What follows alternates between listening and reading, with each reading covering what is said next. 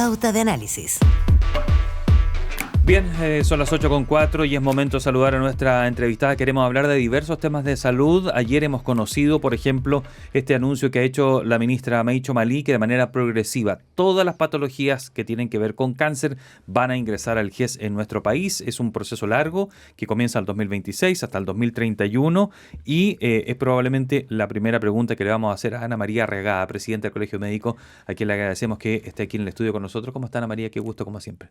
Bien, muchas gracias. Claudia, los saludo Gerardo a ustedes y también a los auditores de la radio. ¿Qué le ha parecido este anuncio? Ya que dejé la pregunta planteada allí, ¿no? Es difícil encontrarlo mal o oponerse, pero ¿qué ángulo le ve usted?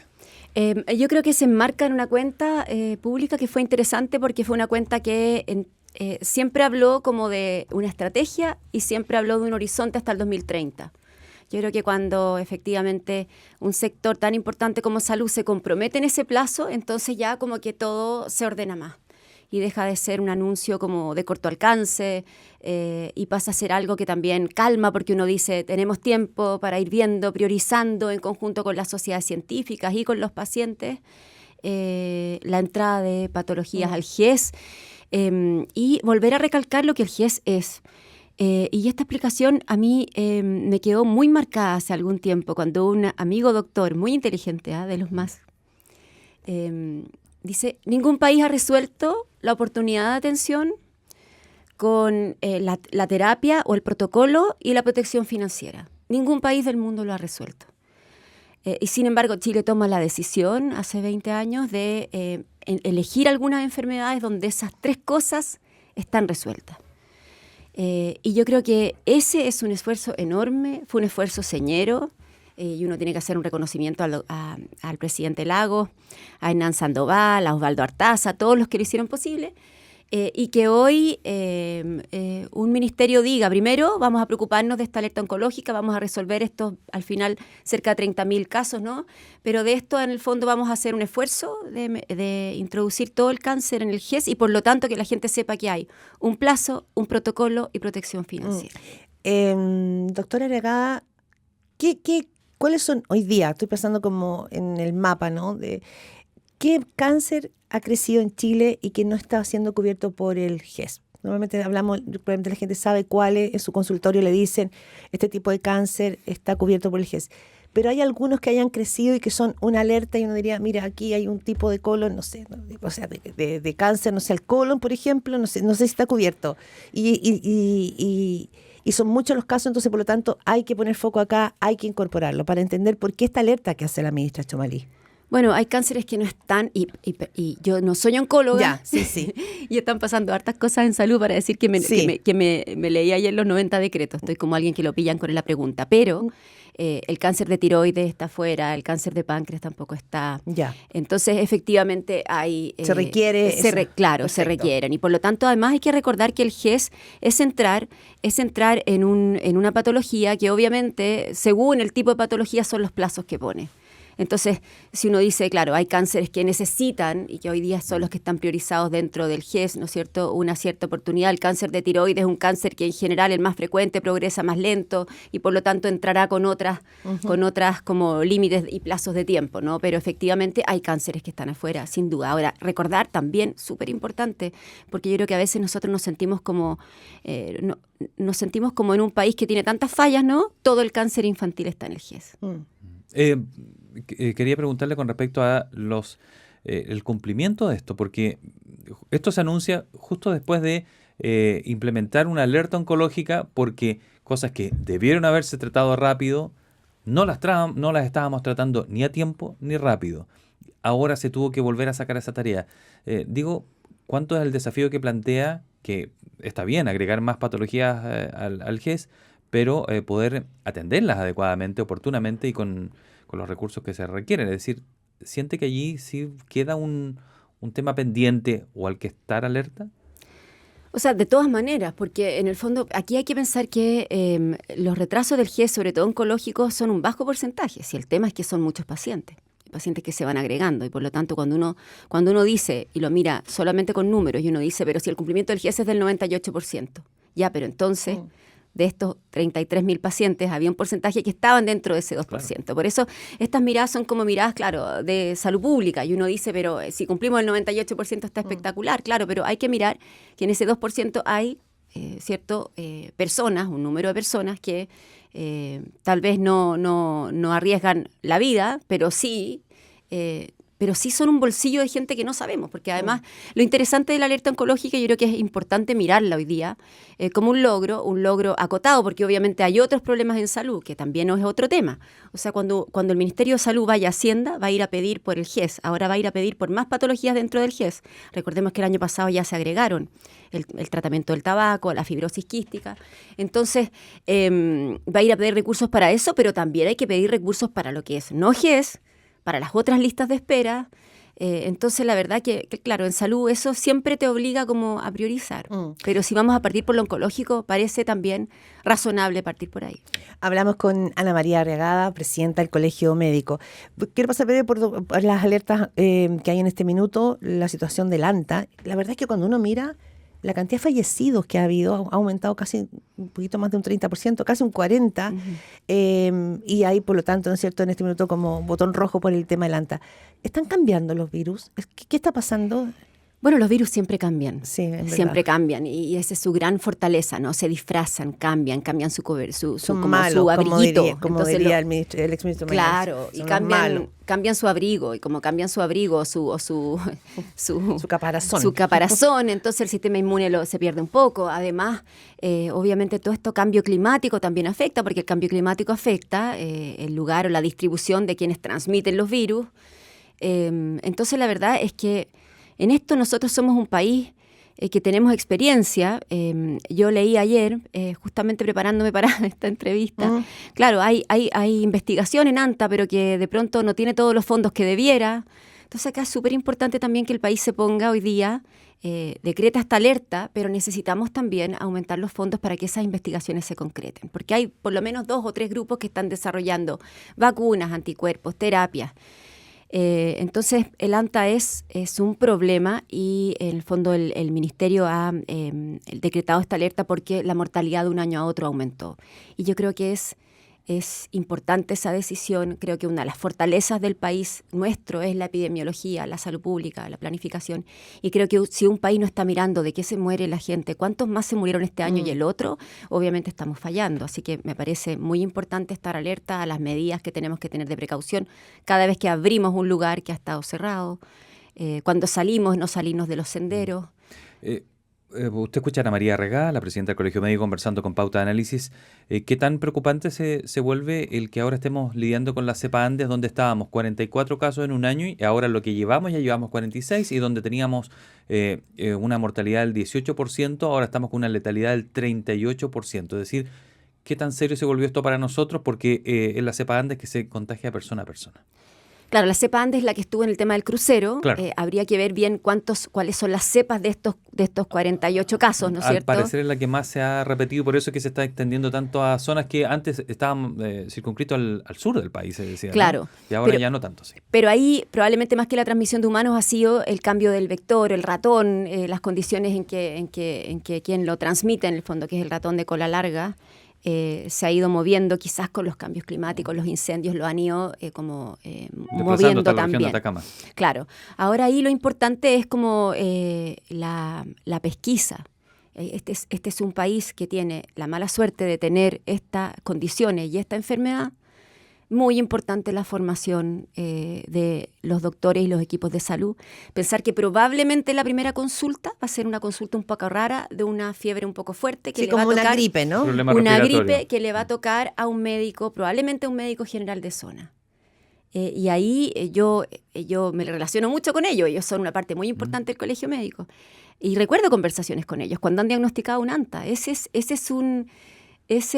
Fue un estudiante, un buen estudiante, que recibió una buena preparación, que está alerta y que es capaz de darse cuenta de los 50 casos que ve, hay 2 que lo tienen que dejar pillo y tiene que tomar una radiografía de tórax, avanzar con el examen, sospecharlo. ¿Hay algún test específico, supongo, para detectar el ANTA? Sí. Inicialmente es un resfrío fuerte y tiene un cierto patrón radiológico, y luego lo tienes que mandar a un centro donde puedas hacer el diagnóstico. Cuando haya sospecha. Y requiere además un manejo de intensivo importante, y por lo tanto estos son casos que van a activar y deben activar precozmente el traslado traslado a una red de intensivos. Y eso sí, en nuestro país también funciona, y por lo tanto acá lo importante es la pesquisa, lo importante es saber que si uno vive en estas zonas y de alguna manera tuvo contacto con lo silvestre, ¿no? Y tiene una gripe fuerte, hay que consultar precozmente, sin duda, porque también aquí marca mucho la diferencia en qué momento de la evolución llegas y en qué momento llegas a donde te pueden atender bien. Ana María Regada, ¿y por qué tiene tanta mortalidad? ¿Qué es lo que provoca el ANTA que finalmente aumentó, ¿cuánto creo que es? 33, 34%? 38%. 38%. Claro. ¿Por qué la letalidad es tan alta? Porque yo conozco gente joven que falleció de antes, sobre todo, por ejemplo, jóvenes cuando iban a scout en el verano y tenían que instalar las carpas. ¿Qué es lo que provoca tan rápidamente el ANTA? Lo que pasa es que el ANTA es una enfermedad viral que produce una violenta inflamación del cuerpo. Esa violenta inflamación es como que se activa tanto el sistema inmune y en una forma tan exagerada y tan brutal que termina siendo dañina para el cuerpo. Entonces, efectivamente, esta gente que tiene un sistema inmune fuerte, que a veces es muy robusta, que es muy sana, y justamente es esa respuesta inflamatoria que el huésped monta lo que termina inflamándolo hasta hacerlo tan grave. Y por eso es una enfermedad que es un desafío de los más grandes para un equipo intensivo. Y en ese sentido es muy importante cuidar esa parte de nuestra atención, cuidar la formación, dotar a los servicios de urgencia, tenerlos plenamente capacitados y la red funcionando. Bueno, en varias de las cosas que hemos hablado aparece el vil dinero, porque el presupuesto no es eterno y hay que ajustarse para poder cubrir un GES, para poder atender la atención hospitalaria, para poder hacer tratamientos, para apoyar perseguir rápidamente y detectar y combatir el ANTA. Y allí decía en esta cuenta la ministra de Salud ayer, estamos 2.5 billones abajo o sobregirado lo que necesitamos, ¿no? Realmente, o lo que gastamos. ¿Cómo lo hacemos ahí? Seguramente la pregunta es fácil, la respuesta es extremadamente compleja, porque lo único que se puede hacer, o uno sabe, de presupuesto familiar, es eficiencia, ¿no? O priorización. ¿Qué hacemos? ¿Qué dejamos afuera cuando estamos hablando de salud? Bueno, yo creo que este ministerio, los que vienen, tiene como esa tarea, ¿no? Como ya el sistema, ya como que hay palabras que entraron en el país o en la sociedad. Entró la palabra crecimiento, por un lado, entró la palabra eficiencia. Y entró también otra palabra que tiene que ver con el mal uso o el despilfarro o incluso la irresponsabilidad en el uso, ¿cierto? De algunos beneficios, en fin.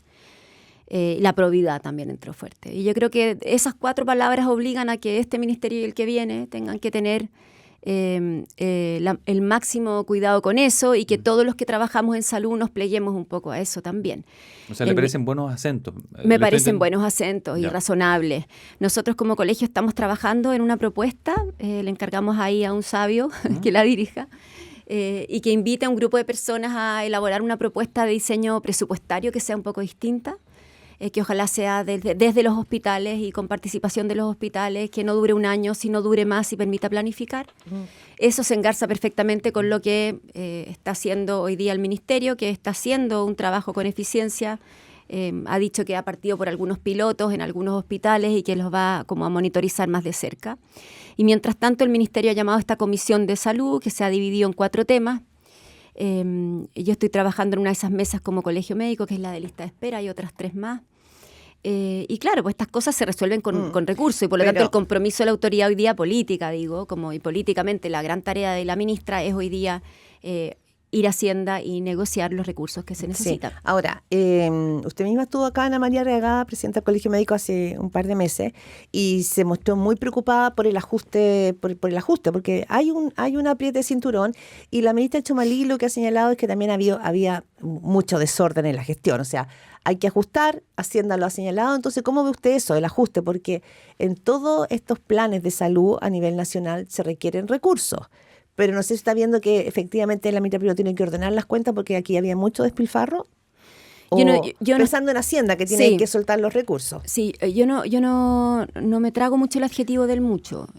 Yo creo que puede haber habido despilfarro, ineficiencia, pero decir mucho no tendríamos los resultados que tenemos. Y por lo tanto creo que aquí estamos hablando de un sector que necesita, por supuesto, ajustes, de eficiencia, sin duda. Por esta época yo diría que van a empezar los problemas. Nosotros siempre avisoramos que agosto iba a empezar a aparecer la falta de recursos. Así que ahora como colegio nos vamos a abocar a eso, a monitorear la situación de los hospitales y los servicios. Porque hay más contagios. ¿Por qué? No, es que siempre los recursos empiezan a escasear como en la última mitad del año. El año pasado fue como en agosto, claro. Empezamos que ya varios hospitales dijeron se nos acabó la plata y había que gestionar, recuerdo la ministra Aguilera, recursos extra para poder que llegaran a fin de año. Sí, entonces este es como el momento para entrar fuerte y empezar a mirar lo que está pasando en los hospitales. Por supuesto la semana pasada y no es como...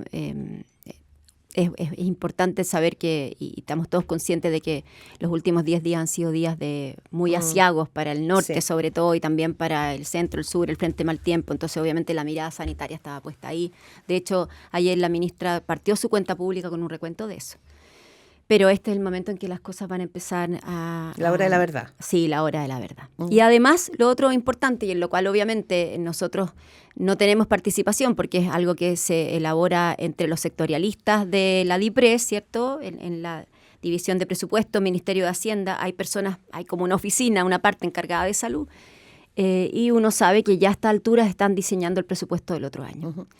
Hablamos con Ana María Regada, presidenta del Colegio Médico. Ana María, quería llevarla también, usted como doctora y como Colegio Médico, se ha abierto esta semana la discusión sobre este proyecto que plantea el Partido Nacional Libertario y el Partido Republicano sobre este proyecto de que exigiría a las madres escuchar el latido del corazón del feto en el caso de las tres causales, ¿no es cierto?, de aborto por 3 causales. ¿Cómo lo está viendo la comunidad médica esta discusión? Nosotros lo vemos con mucha preocupación y con harto, como yo diría, como un poco de estupor, ¿no? Nosotros como colegio hicimos una declaración, estamos permanentemente conversando con diferentes como organizaciones que vigilan estos temas, la Corporación Humana, Miles y otras. Nuestro también contacto con la sociedad científica, la Sociedad Chilena de Obstetricia y Ginecología.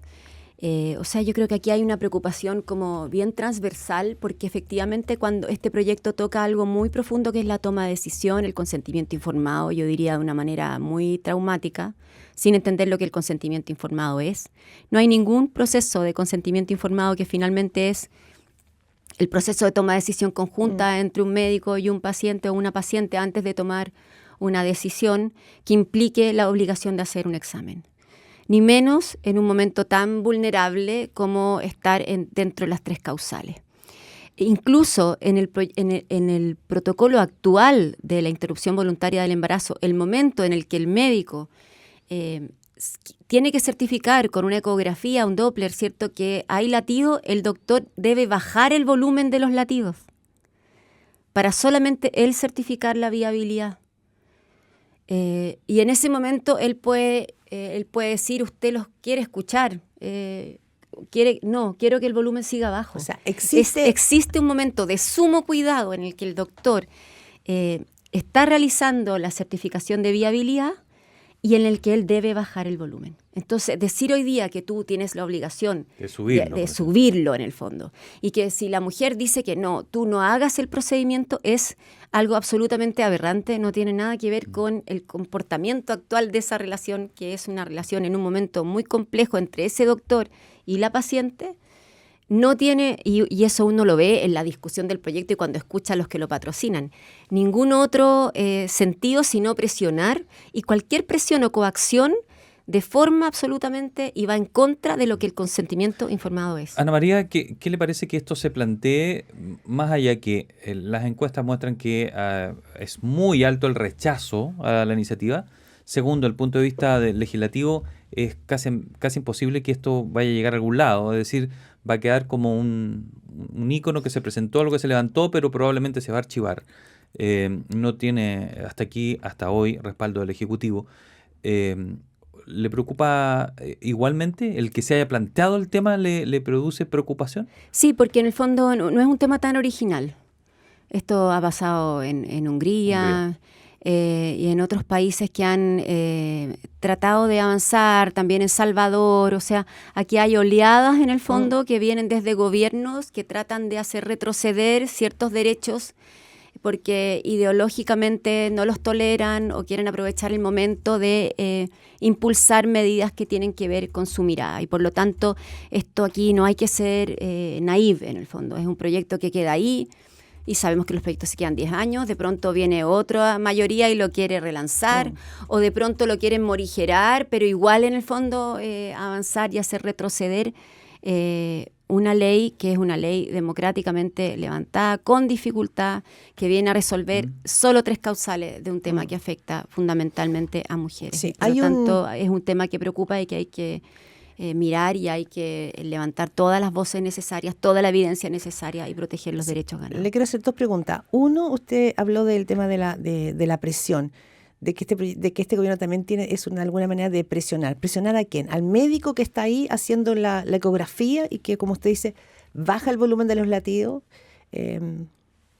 digamos, por respeto a esa persona que está viviendo una situación traumática. ¿A quién quiere presionar este proyecto? Yo creo que quiere presionar a las mujeres y quiere presionar a los médicos, a los dos.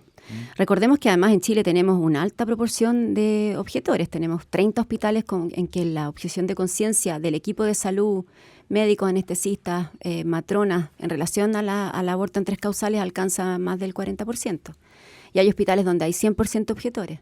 Entonces, el esfuerzo del ministerio anterior, de la ministra Orellana, fue incluso avanzar en un protocolo de objeción de conciencia que protegiera más, no debilitara la objeción de conciencia, porque es muy importante en proyectos como este, pero sí protegiera que esto no influyera en la falta de acceso de las mujeres. Y por lo tanto, es un proyecto que quiere presionar a los dos lados, sin duda. Y lo otro es el proyecto sobre misotrol que plantea el diputado Agustín Romero, también del Partido Republicano, que busca sancionar con penas de cárcel la venta y distribución ilegal de este medicamento. O sea, penaliza la comercialización fuera de las 3 causales legales en Chile. Claro, ahí yo me uno a las críticas que han surgido en estos días con respecto a ese proyecto. Entonces castiguemos toda la venta ilegal, vayamos a las ferias, veamos por qué se venden alprazolam, antibióticos. O sea, tangencialmente usted estaría de acuerdo. Yo creo que toda venta ilegal de medicamentos debería ser sancionada. Exactamente, toda venta ilegal de medicamentos debería ser sancionada en ese sentido. Y hay medicamentos que hacen bastante más daño. O sea, yo le diría al diputado Romero que vea cuánto daño hace la venta de antibióticos, cuánto daño hace a el ecosistema de los gérmenes, cuánto daño hace eso a la salud, muchísimo más que pero probablemente la diferencia está para qué lo que es el medicamento, ¿no? Por supuesto, por eso digo, si esto tiene que ver con una mirada probablemente de su partido y del diputado con respecto al aborto en 3 causales o al aborto fuera de esas 3 causales. ¿Pero a usted no le complica o no le parece grave que exista un comercio de esto para ese objetivo? Es decir, que en Chile sabemos para qué es el misotrol. O sea, yo creo que es un problema eso. Yo creo que es uno de los argumentos para que uno hablara de aborto libre. Y con eso no estoy diciendo que yo esté de acuerdo con eso, porque obviamente no soy la presidenta del Colegio Médico y no puedo manifestar eso, pero sí es un tema porque hay solo 3 causales. Bueno, ¿y qué pasa con el resto de las personas? Es lo que pasa cuando uno tiene, en el fondo, el aborto como ilegal, que hay cosas que tú no vas a ver y por lo tanto hay procesos, hay efectos secundarios de los medicamentos, hay temas de salud mental que tú no eres capaz de ver. ¿Por qué? Porque la mujer lo resolvió ilegalmente en una estación de metro, se compró el fármaco y ahí pasó. Y entonces es parte de lo que nos pasa cuando esto, en el fondo, como sociedad, no lo estamos viendo. Pero cuando tenemos un proyecto 3 latidos y que algunos lo justifican, dicen, debería ser debatido esto al menos, ¿no debería ser debatido nuevamente el tema del aborto libre? Yo creo que todo debate es importante, pero pienso que es distinto el debate del aborto libre, en que podemos entrar de nuevo en una discusión como país que otros países se la han dado y de la cual están todos los elementos para que la podamos tener seriamente, de una discusión con respecto a un proyecto que deforma en un sentido absolutamente ilógico y brutal lo que es el proceso de toma de decisiones, y protege de una manera violenta, y además es muy violento hacia las mujeres en esas 3 causales. Sí. Claro, como usted dice. Creo que moralmente no se sostiene. La discusión del aborto libre es una discusión moral. El proyecto de escuchar los latidos es un proyecto que es inmoral. Ana María Arriagada, presidenta del Colegio Médico, muchísimas gracias por esta conversación aquí en Pauta de Análisis. Que esté Un muy gusto bien. como siempre. Gracias por Muchas haberla tenido gracias.